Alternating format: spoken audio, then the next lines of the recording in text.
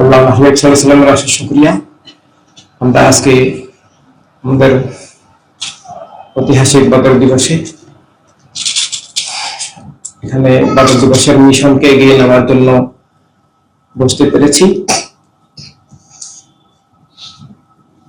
যখন থেকেই নবী হকের আহ্বান জানালেন, বাতিল থেকে মুক্তির আহ্বান জানালেন, তখন থেকেই বাতিলদের পক্ষ থেকে প্রতিরোধ, যুদ্ধ, খুন, অত্যাচার এগুলো শুরু হয়ে যায়। বদর সংগঠিত হওয়ার আরো আগে থেকেই আমাদের শাহাদাত শুরু হয়ে যায়। মা সুমাইয়া আলাইহিস সালাম এর আরো আগেই শাহাদাত বরণ করেন এবং আম্মার বিন আব্দুল্লাহ তাআলার পিতা মা সুমাইয়া রাদিয়াল্লাহু তাআলা আনহার স্বামী ইয়াসির রাদিয়াল্লাহু তাআলা আরো আগেই শাহাদাত বরণ করেন। এভাবে চরম প্রতিরোধের মধ্যে মুসলিমীয় হাতে গোনা কয়েকজন ধর্মপ্রাণ সাহাবায়ে কেরাম নবীর পাশে প্রেমীদের সাথে থেকে ইসলামের ধারাকে প্রবাহকে জারি রাখেন এবং শেষ পর্যন্ত মদিনাতুল মুনাওয়ারাতে হিজরতের পর যখন খেলাফতে ইসলাম, খেলাফতে ইনসানিয়াত রাষ্ট্রীয়ভাবে কায়েম হয়, তখন সেটাকে উৎখাত করার জন্য, ধ্বংস করার জন্য কুফরের শক্তি আক্রমণ করে। আর সেদিন মাত্র 313 জন 1000 প্রশিক্ষিত কাফের যোদ্ধার মোকাবেলায়, আর ওইদিকে পেটে পেটে ভাত নেই, কিছু খাবার নেই, পানি নেই, অস্ত্র নেই, ঘোড়া নেই, কিছু নেই, নবীর প্রেমে আল্লাহ তাআলার উপরে নির্ভর করে সেদিন ইসলামকে, খেলাফতে ইনসানিয়াতকে, রাষ্ট্রকে রক্ষার জন্য, কিয়ামত পর্যন্ত মিল্লাত মানবতার হেদায়েত পাওয়ার দিশাকে জারি রাখার জন্য সাহাবায়ে কেরাম সেদিন জীবন দিয়ে হকের ধারাকে রক্ষা করেন। সে আমানতের ধারা, বাতিলদের হামলা, বাতিলরা সেদিন পরাজিত হয়, পালিয়ে যায়, কিছু বন্দী হয়, কিছু নিহত হয়। আমাদের সাহাবায়ে কেরাম থেকেও 14 জন শাহাদাত বরণ করেন।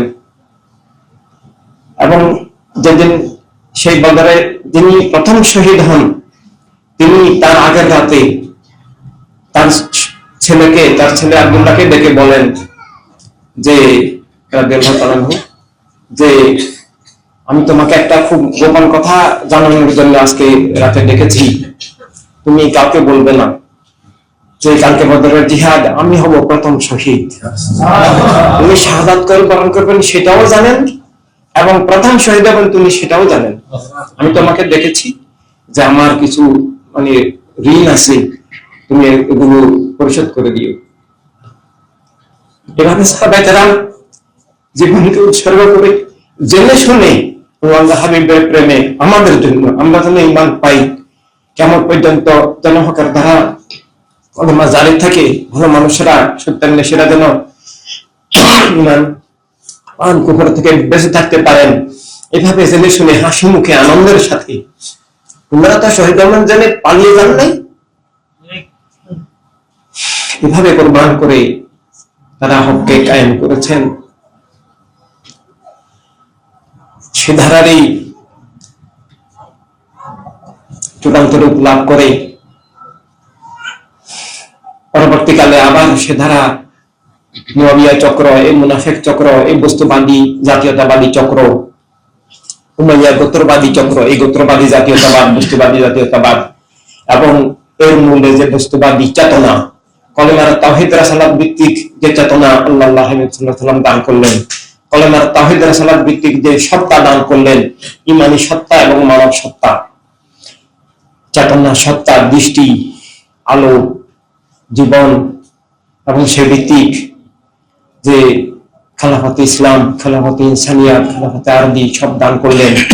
আর সবকিছুকে বিপরীত শক্তি আহলে রাসূল, খোলাফায়ে রাশিদিন, সাহাবায়ে কেরামকে হত্যার মধ্য দিয়ে, আরো বহু চক্রান্ত ষড়যন্ত্রের মধ্য দিয়ে উৎখাত করে এবং রক্ষার জন্য সাহাবায়ে কেরামের যুদ্ধ ছিল সিফিন।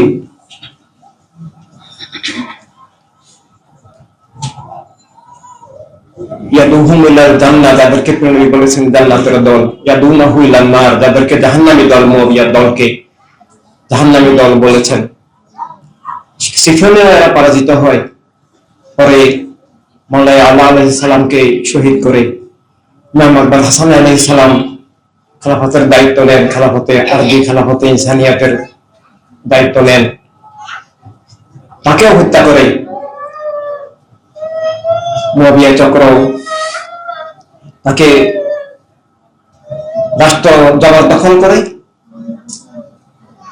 এবং হত্যা করে। এরপর ক্ষমতা দখল করে, ক্ষমতার বলে হত্যা করে।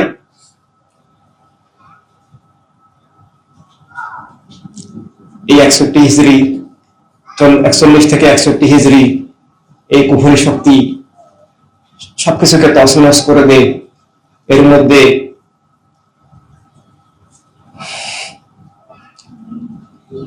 ইমাম আকবর, ইমাম হুসাইন আলাইহিস সালাম এবং সবাই প্রতিরোধ গড়ে তোলেন কারবালার ময়দানে। সেই প্রতিরোধের সরাসরি বদরের মতো, বদরের যে জিহাদ, একই জিহাদ যা কিছু বদরের বিপরীত আবু জেহেলের ধারা, আবু জেহেলের শক্তি, যে মুশরিক কুফরি বস্তুবাদী, জাতীয়তাবাদী, নাস্তিকবাদী শক্তি, সেই একই শক্তি মুসলিম দেশে সেই এজিদবাদী, মুআবিয়াবাদী শক্তি, যেটা এখনো ইসলাম, কোথাও ইসলামের নামে, কোথাও আহলুস সুন্নাহ জামাতের নামে, বিভিন্নভাবে কোথাও তরিকতের নামে, কোথাও মাদ্রাসার নামে, খানকার নামে, বিভিন্নভাবে ইসলামিক দলের নামে এখনো যেটা প্রবাহিত আছে। কারবালায় আমাদের ইমাম শাহাদাতের বিনিময়ে সেই অপশক্তির, সেই বস্তুবাদ, সে বাতিল ফিরকা, একই সাথে বদরের ময়দানে সরাসরি বাতিল ফিরকা দেখা যায় নাই, সরাসরি মুনাফিক দেখা যায় নাই, কিন্তু সেখানে ছিল বস্তুবাদ। পরবর্তীকালে মুসলিম ছদ্মবেশী বস্তুবাদ, এই মুআবিয়াবাদী, এই মুনাফিকি শক্তি, এজিদবাদী শক্তি কারবালায় মুলুকিয়তের বলে, মুলুকিয়তের